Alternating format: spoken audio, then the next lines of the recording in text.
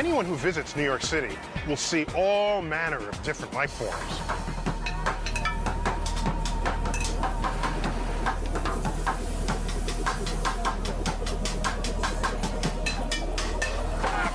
And you don't have to look far to realize that our planet is teeming with a diverse population of living creatures.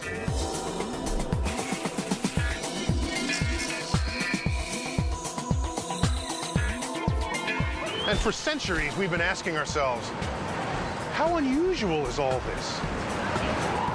What about the rest of the universe? Is our little planet Earth the only place where the action is? Are we special? I find it hard to believe the fact that we're the only people in this universe. We're definitely not alone. This is not just one universe, you know what I'm saying? There's like 100,000 million galaxies in the universe. There's trillions and billions of universe. Whatever. The point is, it's inconceivable how big things are. To think that we're alone here is ridiculous. Many people are ready, even eager to believe that we're not at all alone. And that's the view prevalent in lots of popular films and TV shows. These are the voyages of the Starship Enterprise. It's an appealing fantasy. Star Trek. Star Wars. Men in Black. All portray a universe filled with a multitude of intelligent life forms. Show us the merchandise, you're gonna lose another head, G. Sometimes they're friendly, and sometimes they're not. Screenwriters have come up with some pretty interesting behaviors for their extraterrestrials. What's up? But they often ignore some basic principles of biology. For example, in the film Alien, a human being plays host to a parasitic alien until it's ready to be born. Oh, God! This has long bothered biologist Jack Cohen. Alien is not concerned with the biology. You can't have a creature living in your chest, which is bigger than your heart, and you don't know it's there, and your immune system isn't turned on, particularly if it's never seen a human being before. It doesn't work biologically. But it works as a film, because you see the thing coming out of the chest, and it's exactly what they want. It's a horror film. Another classic horror image of extraterrestrials shows them as giant insects, the alien of choice for the film Starship Troopers. Fire! But according to the laws of physics, this kind of anatomy is impossible. It's like bringing a mouse up to be the size of an elephant. Its little thin legs wouldn't take the weight and they would break. You have to redesign. And it's a lot easier to have a terrifying film with giant ants.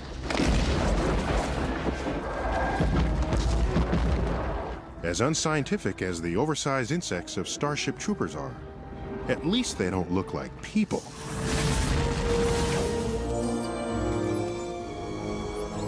By far, most films, even the ones with huge special effects budgets, depict aliens that actually look like they evolved on Earth, because they have faces that resemble ours.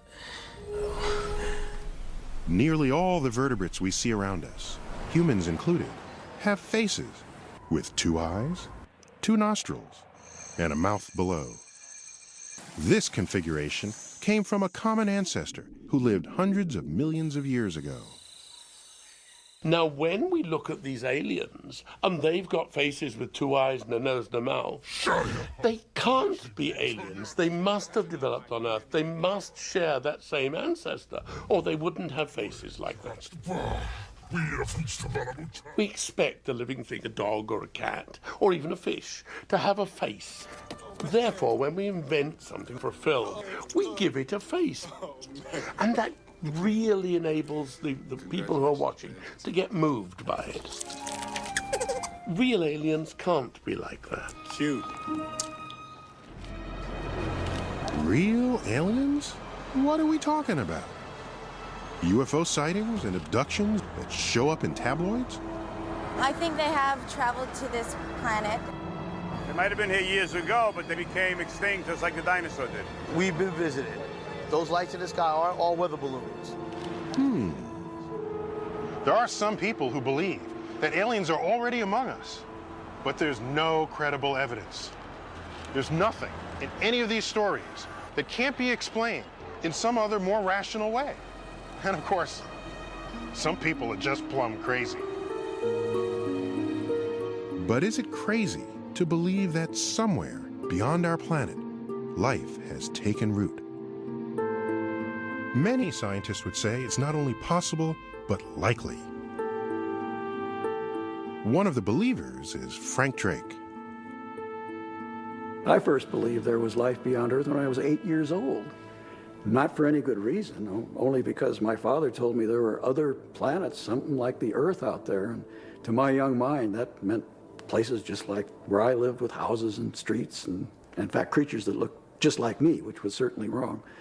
But I believed. Drake's childhood dreams led him to a career in radio astronomy, and he soon began wondering whether somewhere among the stars there might exist aliens who, like us, had mastered radio. Hello? Ever since humans learned how to broadcast radio waves, we've been leaking them out into the cosmos. Everything from Duke Ellington to I Love Lucy to the speeches of world leaders is, thanks to our ingenuity, now traveling across space at the speed of light.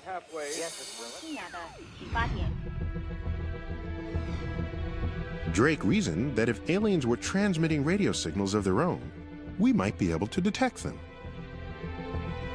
And so he created the first experiment for SETI, the search for extraterrestrial intelligence.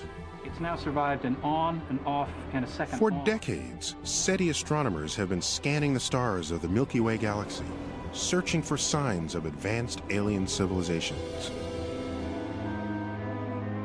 Their goal is the ultimate prize in the life-finding game. Someone out there we can talk to. So nothing to do but sit here and wait for them to call. And on cue, they've called. SETI faces enormous challenges, not least of which is the sheer size of our galaxy. The Milky Way has hundreds of billions of stars, swirling in a giant spiral about 100,000 light years wide.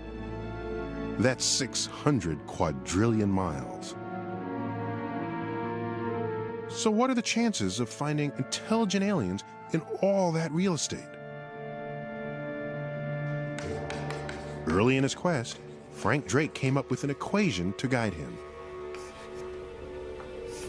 Actually, I first invented the equation as the agenda for a meeting. It seemed pretty obvious. This was a meeting about life in space, and I asked the question, what do we need to know about? And I realized if you multiply them all together, you get the number n.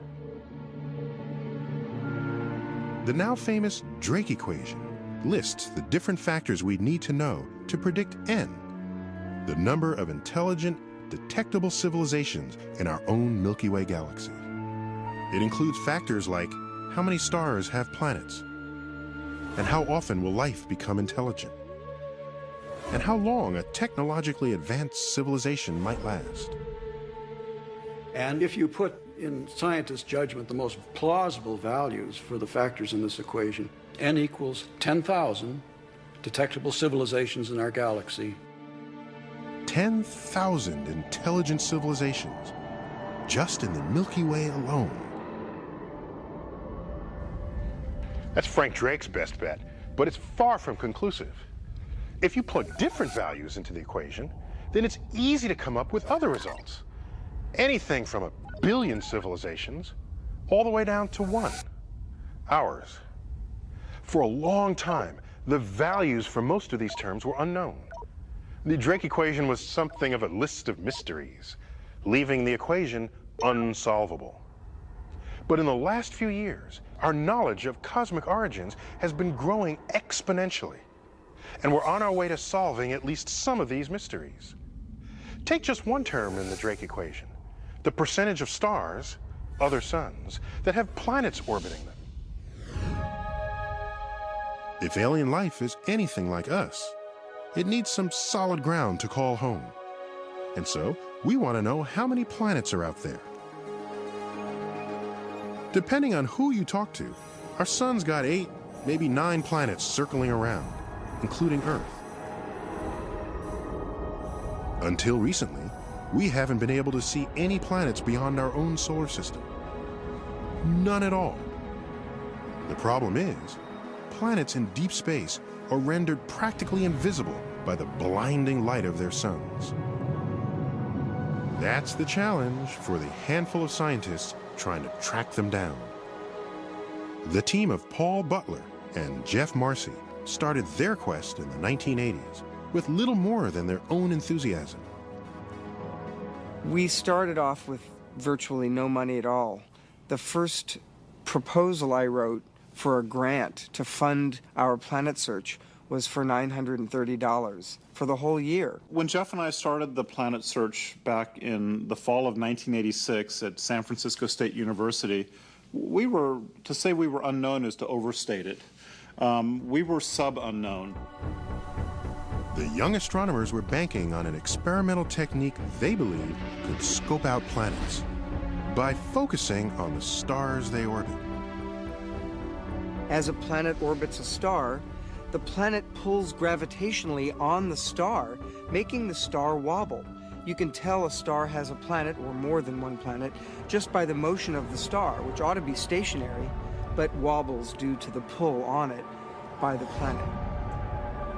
The star's wobble, created by the gravity of orbiting planets, is so subtle, Marcy and Butler can't see it directly, so they use a special technique. It's hard to detect this motion directly, so we thought we would use the Doppler effect. As a star moves toward you, the light waves get compacted, and that means they get shifted toward bluer colors. And then as the star wobbles away from you, the wavelengths of light get stretched out, and that is interpreted by our eyes as redder. Even using the Doppler effect, the only planets we can infer would be ones with tremendous mass.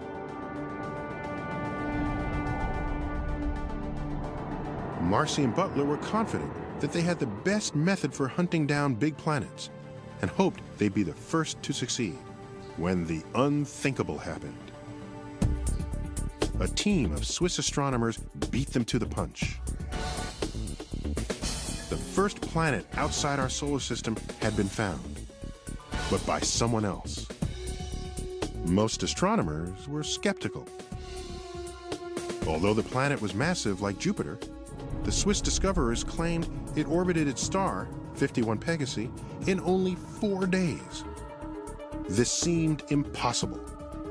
Earth takes 365 days to orbit the Sun, and Jupiter takes 12 years. Marcy and Butler felt certain there must be some mistake. Almost every year for the last 100 years, somebody's claimed to have found the first extrasolar planet. And the one thing all those claims had in common was they were wrong. And luckily, Paul Butler and I had telescope time the very next week. And we thought, well, we'll just go up and take data on this star, 51 Pegasi, and show that it probably doesn't really have a planet at all. And when we got back and we analyzed all the data, we were stunned. We were stunned because their claim was right. There really was a Jupiter-like planet in a 4-day orbit. We were stunned because this was the first legitimate real planet ever discovered. And that furthermore, that these planets could be much stranger, much more bizarre than any theories that had ever been conjured before. Marcy and Butler had spent years looking for massive planets, like Jupiter, far out from their stars, with long, slow orbits. Now that they realized that big planets can make a complete orbit in a matter of days, they began to wonder, had they missed something?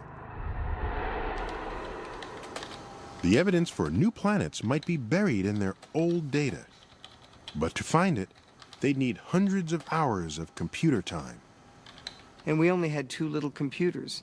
So we ran around madly, trying to borrow and in some cases subverting our colleagues and stealing their computers so that we could analyze all of this backlog of data.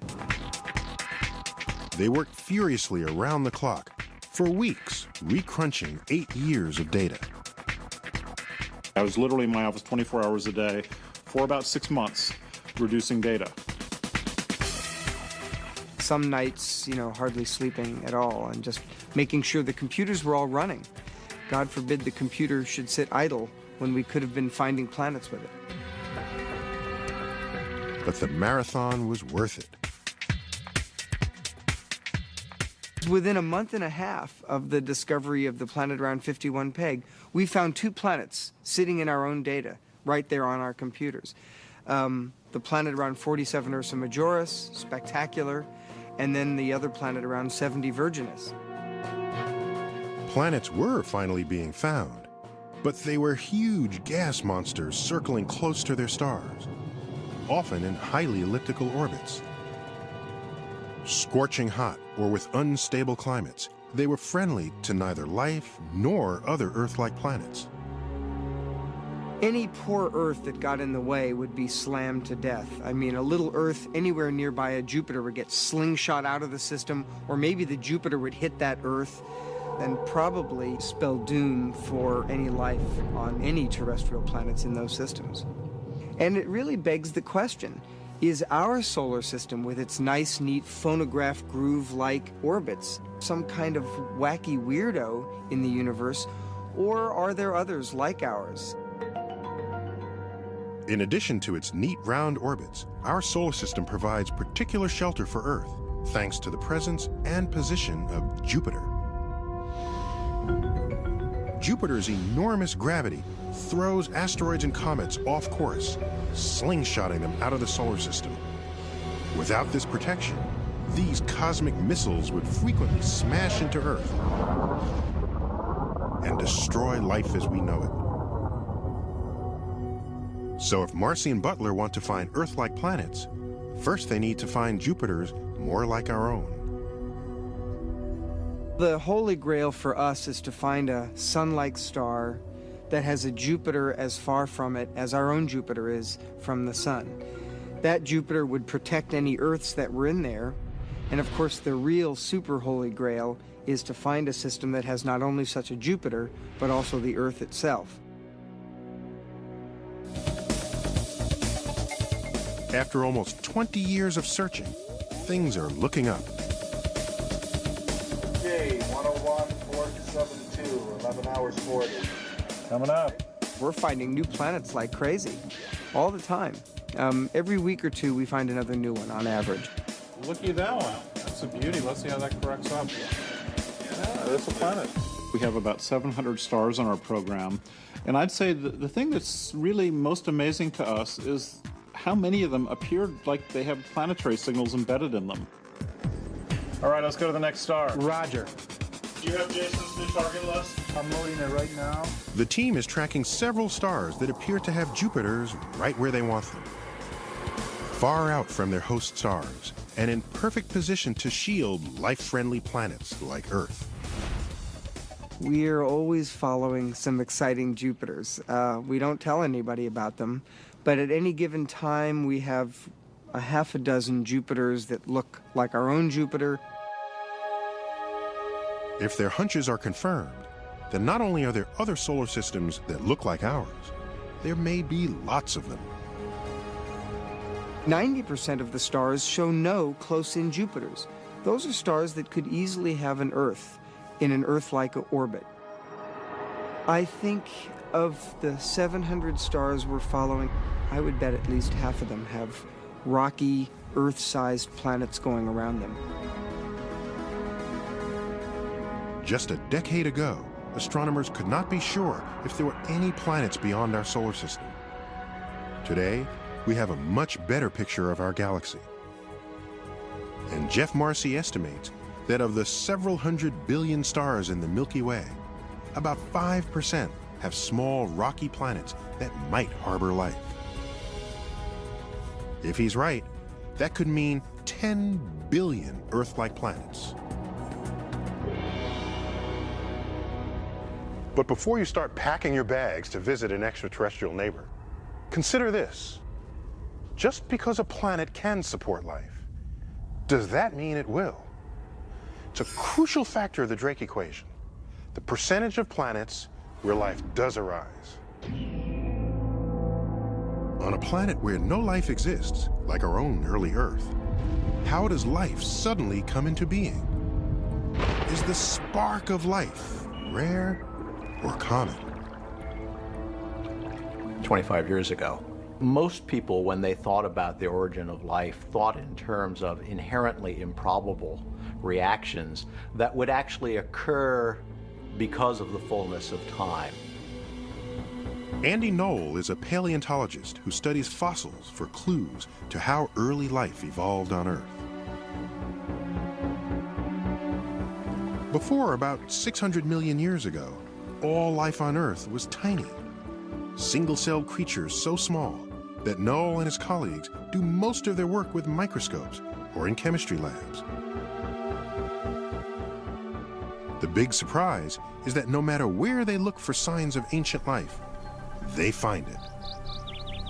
Our planet is about 4.5 billion years old. We have evidence from the oldest rocks that we know of, at least the oldest sedimentary rocks we know of, that by about 3.8 billion years ago, life had already gained a foothold on our planet.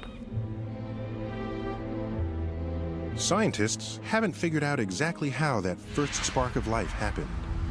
But since it seems to have sparked early on, then maybe it isn't so hard. Most people think that whether or not we understand what the chemistry that leads to life is, that it's a chemistry that, under the right conditions, will pretty much go and is a fairly probable chemistry, and that therefore life doesn't take billions of years to unfold on a planet. It might unfold in thousands of years or 1 million years. A lot of people think if you can't do it in 1 million years, you probably can't do it at all. So what is required to get it all started? Here on Earth, the chemistry of life relies heavily on the element carbon. Carbon is one of the most versatile elements. Each carbon atom can hook up with 1, 2, or 3, or 4 other atoms. It can even link up with other carbon atoms, creating long chains or rings. Throw in a few other elements and you've got amino acids, the ingredients of proteins, the building blocks of life as we know it. Carbon is a very useful element to sit at the center of life's chemistry. There's a lot of it in the universe. It's made very easily in stars. It makes very complicated, meshed together compounds which have the possibility of changing each other's properties. You can have a really complicated, complex setup with carbon. I'd expect that very nearly all life forms we come across that are matter-based are going to be carbon-based. If carbon helps make life happen, then there might be a lot of life out there. Carbon is one of the most common elements in the universe.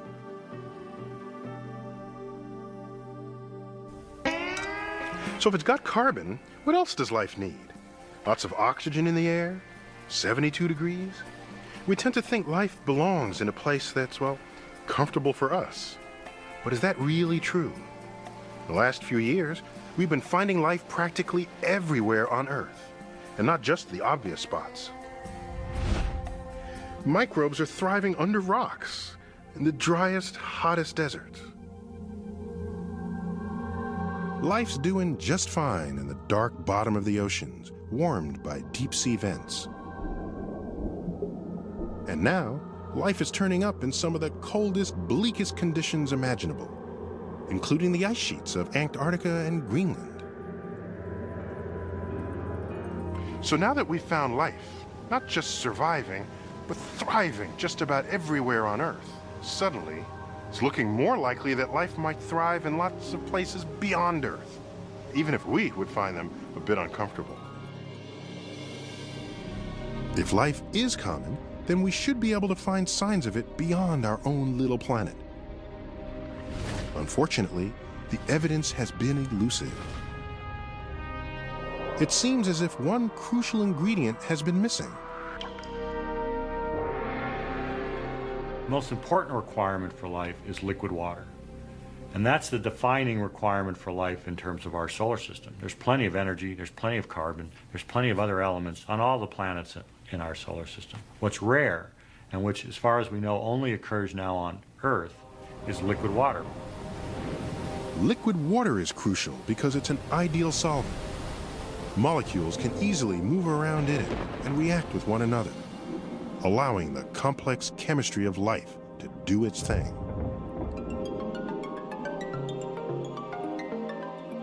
For years, it seemed that Earth, with its oceans of liquid water, was an oddball, and perhaps the only place in the solar system where life had ever thrived. Then, we started to look more closely at our neighbors. In recent years, NASA spacecraft have sent back images of Mars with stunning detail. And there are clear signs of a watery past. From orbit around Mars, we can see ancient rivers that are now dry, canyons, which look like they had lakes in the middle of them, even what looks like an ancient ocean floor in the northern hemisphere. We see unmistakable signs that Mars was a wet place. And now there's even more information from NASA's twin rovers that roamed the red planet, taking pictures and probing the rocks for their chemical makeup.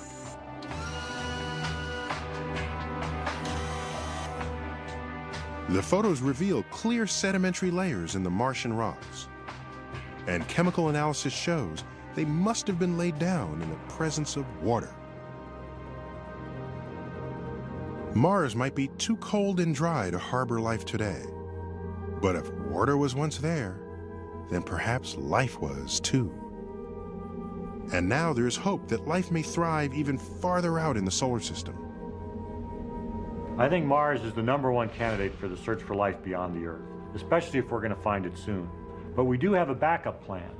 And in this case, the backup plan is Europa, one of the moons of Jupiter. A little smaller than our moon, Europa is covered with ice. But there are cracks in its surface, perhaps signs of ice sheets floating on a deep ocean of liquid water.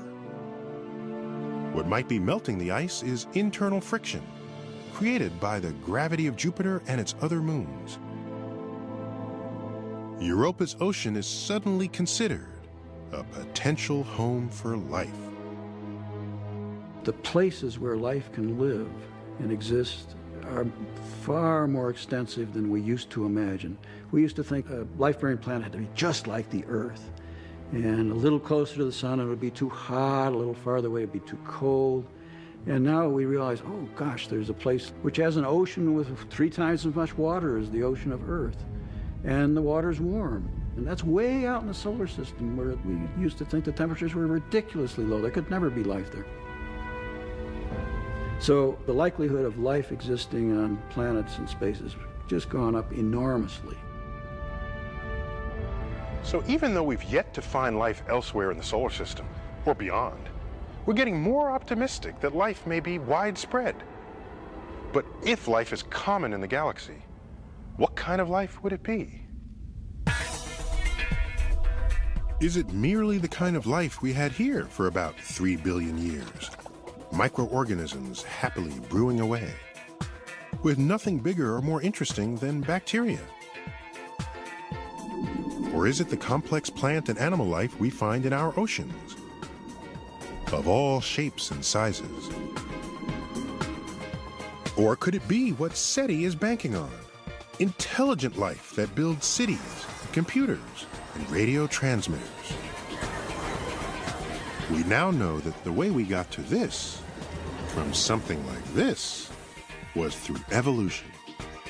Does that mean evolution would work the same way wherever life appears? Frank Drake thinks so. Once you have life, evolution goes to work. Life is very opportunistic. It expands, it finds ways to survive, it finds ways to cope with changing environments. And in the process, it becomes more intelligent. And in the long run, you end up with something like us, exploiting technology to live in even more inhospitable habitats.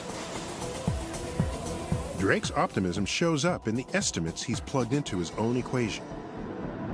His guess is that wherever life arises, it will evolve into intelligent life 10% of the time. Not quite inevitable, but a fairly common outcome. It's hard to know how likely or common intelligence is when it's shown up so recently in Earth's history.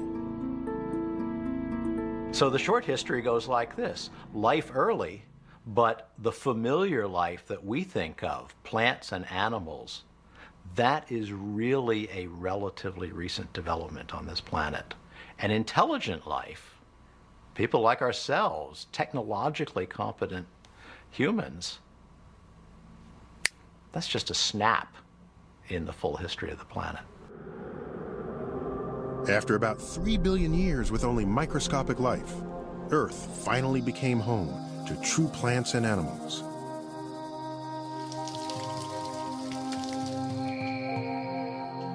And after another 500 or 600 million years, we came along. One of the major mechanisms for all these changes has been DNA, the long chain of molecules that carries the blueprint for every living thing.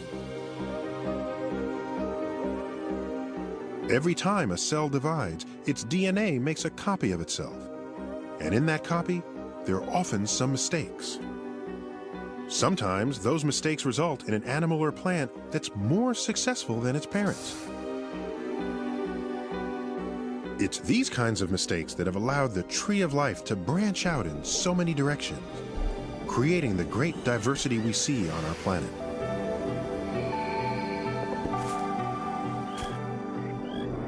So, if there's life on other planets, does it have to have DNA? Would aliens have DNA? Well, I would be surprised to find aliens with DNA as their heredity, because DNA is a useful molecule. It can replicate, it can do the mirror image bit, it can do the... It's a very useful trick, but other chemicals can do that. And I'd be surprised if aliens latched onto the same one that we did. To get from microbes to complex animals and intelligent life, you might not need DNA.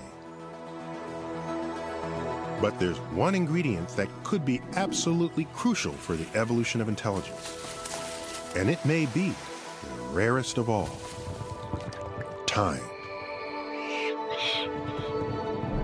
Some scientists say that the key to our evolution was Earth's long and relatively peaceful history. Among them is paleontologist Peter Ward.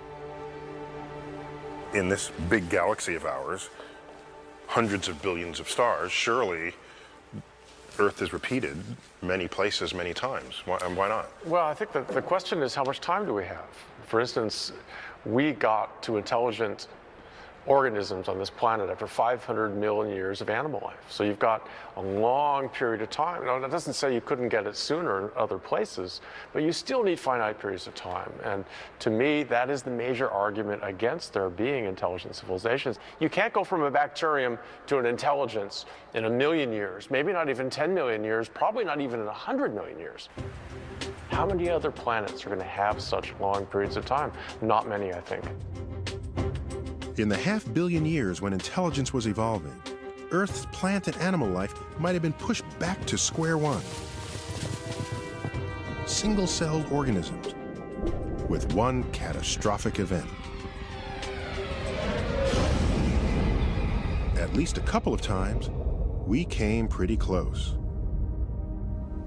This crater, about a mile across, was made by a meteor that plunged to Earth nearly 50,000 years ago. As violent as that event must have been, it was nothing compared with earlier catastrophes. Just ask the dinosaurs. The dinosaurs ruled Earth for about 150 million years.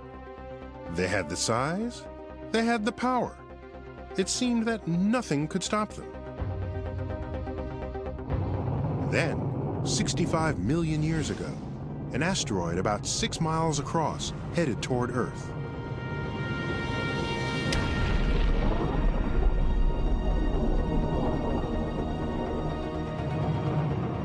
In the aftermath of a collision of epic proportions and widespread volcanic eruptions, as many as 2/3 of all living species were wiped out. The big guys didn't stand a chance. Among the survivors were little mammals, and with the dinosaurs conveniently out of the picture, they thrived. Over the eons, their descendants evolved into lots of different animals, including primates, including us. That's how we got our start. But what if you turn back the clock? What if that asteroid had taken a slightly different course and missed Earth completely? Little mammals may have never gotten their chance because the dinosaurs could still be in charge today. And instead of me, one of them might be hosting this show. Thank you. Thank you very much.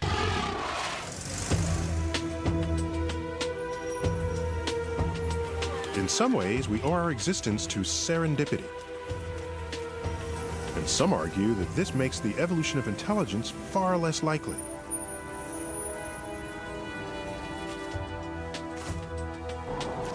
Our brains evolved through many stages. The little rodents, the early primates, and later on we branched from the apes. This worked for us, but is it the only route to intelligence? Would an alien species have to go through the same steps? There's no way to know for sure, but on our planet, lots of animals have remarkable brains and behavior, including some that are very distant from us on the evolutionary tree. Among them are the cephalopods, including octopus, squid, and cuttlefish. Cephalopods are mollusks. They're related to clams and oysters, but they don't look much like them at all. And in the evolutionary terms, they've evolved in a very different way. Roger Hanlon has spent the last 30 years studying the behavior of these animals. Behavior that is their main defense from ending up as dinner.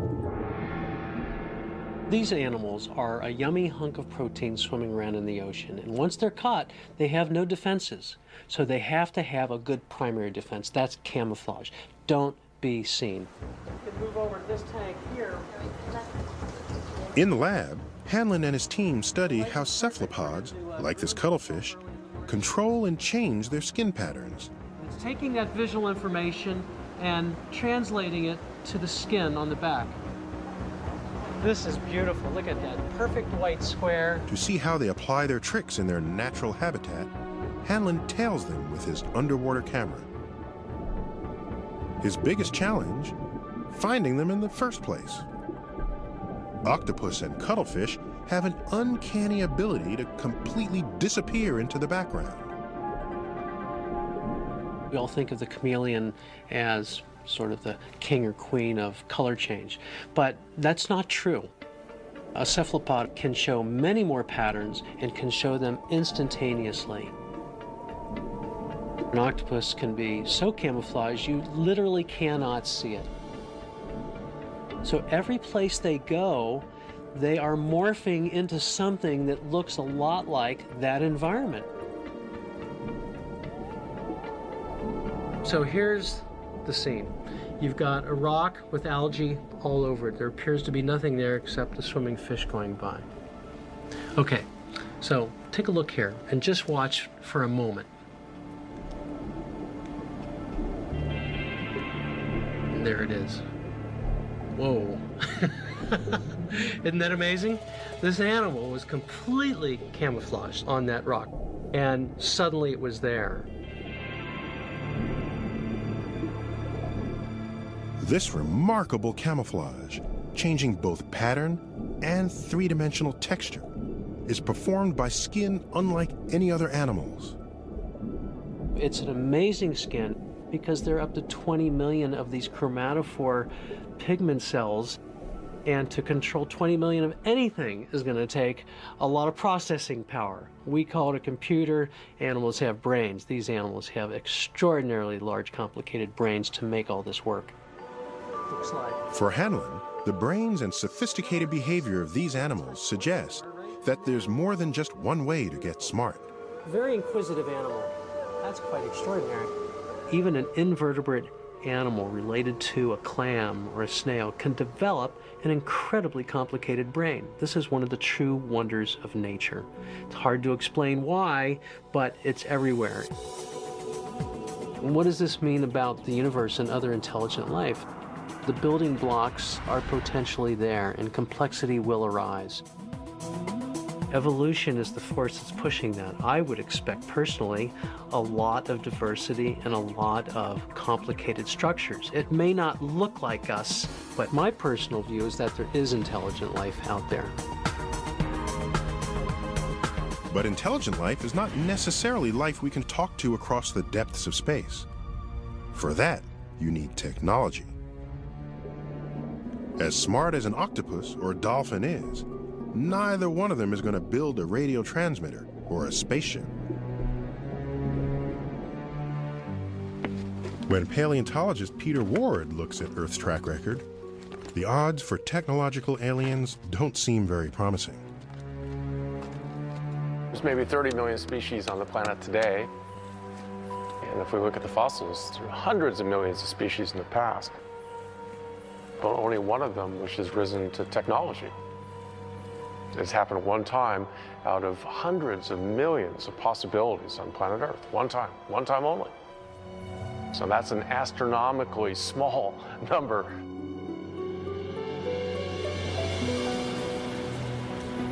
Here on Earth, we are the only species that has mastered technology.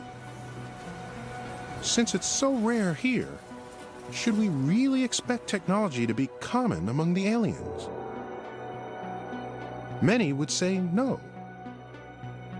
But the folks at SETI continue to hope.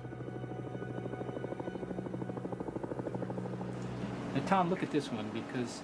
Searching for alien signals night after night can test anyone's patience. Unless, of course, you find one. Most evenings, SETI will get a false alarm or two. But one night in 1997, they received a signal so strong and true, it looked as if their long search might be over. We were observing at another telescope in West Virginia, and we got this signal that started to pass all the automated tests that we use to determine, is it really extraterrestrial, is it just more interference? The lead astronomer that evening was SETI director Jill Tarter. Following standard procedure, she pointed the receiving dish away from the star where the signal appeared to originate. If the signal remained, it was just a stray transmission from Earth. But when they moved the dish, the signal went away. And when it was pointed back at the star, the signal returned. Excited, the SETI team repeated the test. We went off in another direction and the signal went away, and we came back and it was there, and we went off in another direction and the signal went away, and we came back and it was there, and it was now getting very interesting. Interesting because the signal might actually be coming from deep space. The excitement quickly spread back to SETI headquarters in Mountain View, California. I was back in Mountain View. We were watching the signal on remote monitors. Okay, well, after about 4 or 6 hours of this, still passing the tests, needless to say, our blood pressure definitely was rising. And I was so excited that exactly what I was looking for was right there staring me in the face. By now, the star had set. The next night would tell the tale. If the signal returned, perhaps E.T. was finally on the line. I, for one, couldn't sit down. I was just sort of pacing around. A lot of people were huddled around the computers. Nobody went home. Nobody went out for a burger. In a sense, you know, it could have been an historic moment. The historic moment didn't survive the night. Most of the time, SETI used a second telescope located in Georgia to weed out false alarms. Unfortunately, the backup antenna wasn't working. So it took a little longer than usual for the SETI team to discover the truth on their own. The signal was coming from a distant research satellite. The champagne remained unpopped. Despite the disappointment, SETI has never lost faith. Its scientists remain convinced that our universe is capable of producing intelligent life on many different worlds. I truly believe there are signals out there. I also recognize full well that our instruments, as powerful as they are hardly beginning the search. The number of stars we've looked at, the number of radio frequencies, is minuscule compared to the total inventory of combinations of stars and frequencies there are to search. So we have hardly started. We should not have succeeded. Only through a great fluke of good luck would we have succeeded by now. Humans have been leaking radio waves into space for most of the past century. Compared to the history of our Milky Way galaxy, about 10 billion years, that's a tiny blip. And we've been actively listening for radio signals from distant civilizations for only about 40 years. If the aliens are on the other side of the galaxy, any signal they send could take tens of thousands of years to reach Earth. It's as if the aliens were throwing a dart and trying to hit one tiny spot on this enormous landscape of time and space. Let's face it, the odds of our capturing that signal aren't very good. And yet, who can blame us for trying? For me, it's the most interesting question. Are we alone? What's our place in this universe? How do we fit in? Are we just run-of-the-mill? Are we totally exceptional? Or are we somewhere in between? Exploring our own world and the universe beyond has been full of surprises. Just a few hundred years ago, we assumed that everything about us and our surroundings was special and unique. Now we know there are lots of stars out there, many like our sun. We're discovering other solar systems with planets. And the chemicals of life, forged in stars, are abundant in the universe. If those common chemicals have caught the spark of life somewhere else, who knows how that life will evolve, what path it will follow, and whether we'll ever meet. I feel like I'm 6 years old when I say it. I feel almost embarrassed. I just want to know, are they out there? And all of my science training and math and skills as a researcher kind of go out the door. I just feel that this is a question that is going to be so profound for us as a species, but also individually. Each one of us will have to look within ourselves and figure out what it means to us. Are we alone? Are we rare? Are we common? We still do not know. But perhaps someday we will. And the answer, whatever it is, will reshape our sense of ourselves and our place in the universe.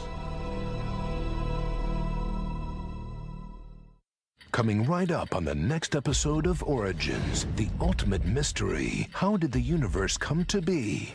How did the cosmos cook up the perfect ingredients for life?